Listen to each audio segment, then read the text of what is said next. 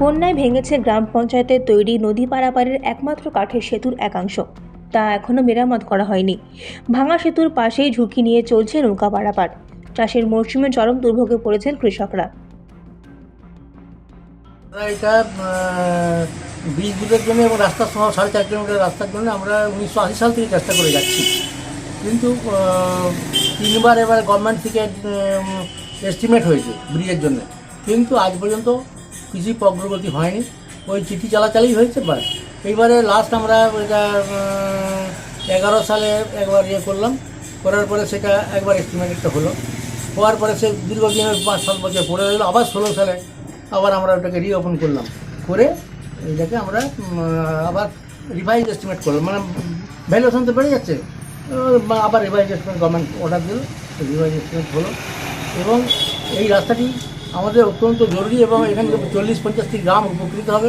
সবচেয়ে বড় কথা, এই যে শিলাবতী নদী এবং কেটিয়া খাল দুটো এই 4.5 কিলোমিটার রাস্তার মধ্যে দুটো পড়ছে, কিন্তু এটা তো খুবই দরকার আমাদের। এবং আমরা দীর্ঘদিন ধরে কি মানে অসুবিধা ভোগ করবো, আর এটা কলকাতার সঙ্গে আরামবাগ হয়ে এটা শর্ট রুট হয়ে যাবে, আমাদেরকে পাঁশকুড়া হয়ে ঘুরে যেতে হবে। এখন তো নৌকায় করে যাতায়াত করতে এখন তো নৌকা বলতে এইবারে বন্যায় ভেঙে গেল, যার ফলে আর পেরোনো যাচ্ছে না, নৌকা দিয়ে আপাতত পার হচ্ছে। মানে এটা কি বাড়ি কি আপনার নদীর পাড়ে? নদীর সেপারে কিনে নিয়ে আসছেন? কিনে নিয়ে বীজ আর এই যে দাঁড়িয়ে আছেন নৌকার জন্য? নৌকোর জন্য, নৌকো এলে ফেরাবো।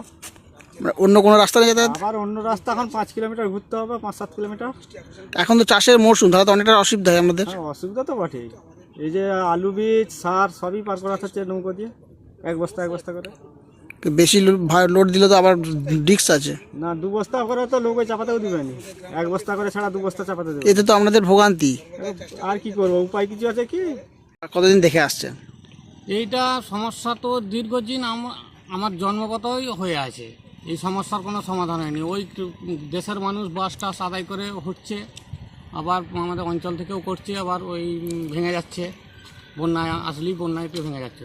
বিশেষ করে মেন সমস্যা হচ্ছে এখানে কোনো পেশেন্ট যদি রুগী অবস্থায় থাকে তাকে অনেক দূর থেকে ঘুরিয়ে নিয়ে যেতে হচ্ছে। কেন? মানে এইটা ছাড়া কি কোনো বিকল্প রাস্তা নেই? না, বিকল্প রাস্তা নেই। বিকল্প রাস্তা যেতে গেলে ম্যাক্সিমাম 30-35 কিলোমিটার অন্তরে ঘুরপথে যেতে হবে। হ্যাঁ, কতটা সমস্যা হয় এতে? পুরোই সমস্যা। ছেলে মেয়েদের স্কুল যেতে সমস্যা। দুটো চাষিবাসী আমরা মানুষ, দুটো একটা মাল বা আলু বীজ সার পাই করানোর জন্য বহু মাথায় ওখানে নিতে হয়, নৌকো ফেলতে হয়, নৌকো থেকে মাথায় নিয়ে আবার সেপারে ফেলতে হয়। এই দেখো, দুটি ধান পের করতে একটা গাড়ি গাড়া হয়ে গেছে, কোনো মতে গাড়িটা তুলতে পারেনি। পুরোই সমস্যা যেখানে আমরা বাস করছি। এখন তো চাষেরও মরশুম। হ্যাঁ, চাষে এই সময় চাষের মৌসুম, দুটি চারটি যে ধান ওপার থেকে এপারকে বাড়িতে নিয়ে আসবো, তার মধ্যে সমস্যা নেই।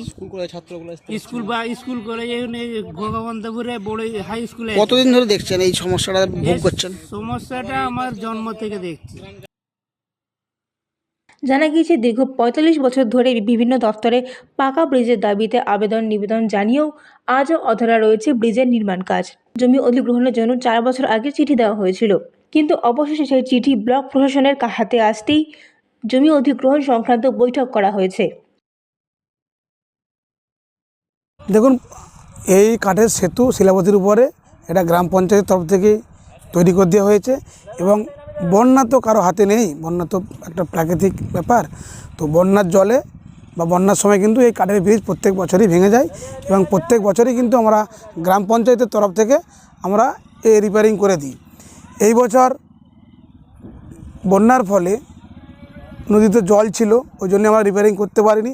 তাছাড়া আপনারাও জানেন যে মেদিনীপুর বিধানসভায় যে উপনির্বাচন ছিল, সেই জন্য টোটাল পুরো পশ্চিম মেদিনীপুর জেলা কিন্তু নির্বাচন কমিশনের আওতায় ছিল, ওই জন্য কিন্তু আমরা কাজটা করতে পারিনি। এবারে জলও কমে গেছে এবং ভোটটাও মিটে গেছে। আমরা দ্রুত এই যে কাঠের ব্রিজটি মেরামত করে দেবো। চৈতন্যপুর এবং কেশরওয়াল এলাকার দুটো জিপি আছে আমার, ভগবন্তপুর 1 একদিকে, ভগবন্তপুর 2 জিপি একদিকে। দুটো জিপির দীর্ঘদিন মানুষের চাহিদা আছে যে ওই নদীর উপরে একটা কংক্রিটের ব্রিজ তৈরি হোক আর কি। সেটা নিয়ে আমাদের অনেকদিনেরই দাবি দেওয়া।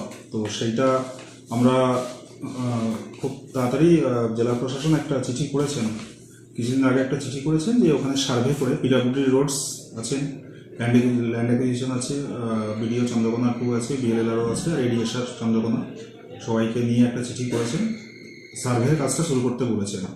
ব্রিজ এবং তার বোথ সাইডের যে অ্যাপ্রোচ রোড, সেই অ্যাপ্রোচ রোডটার জন্য যে সমস্ত জমি জায়গাগুলো লাগবে, এটা পুরোপুরি রায়তি জায়গা আছে, তো রায়তদের কাছ থেকে ডাইরেক্ট পারচেস করার একটা ব্যাপার আছে। একটা মিটিং করব, আমি 27 তারিখে একটা মিটিং করেছি, মিটিং করে আমরা সবাইকে নিয়ে একটা কোঅর্ডিনেশন মিটিং করেছি। সেই মিটিংটা খুব ভালো আমাদের ফলপ্রসূ হয়েছে। পিডব্লিউডি রোডসের মেন কাজ ওনারা আগে ডিমার্কেশনটা করবেন বিএলএলআরকে সঙ্গে নিয়ে, তো এই কাজটা আমরা আমাদের ব্লকে এখন আবাস যোজনার কাজ চলছে, এই আবাস যোজনার কাজটা শুরু হয়ে গেলেই আমরা সার্ভের কাজটা শুরু করে দেবো।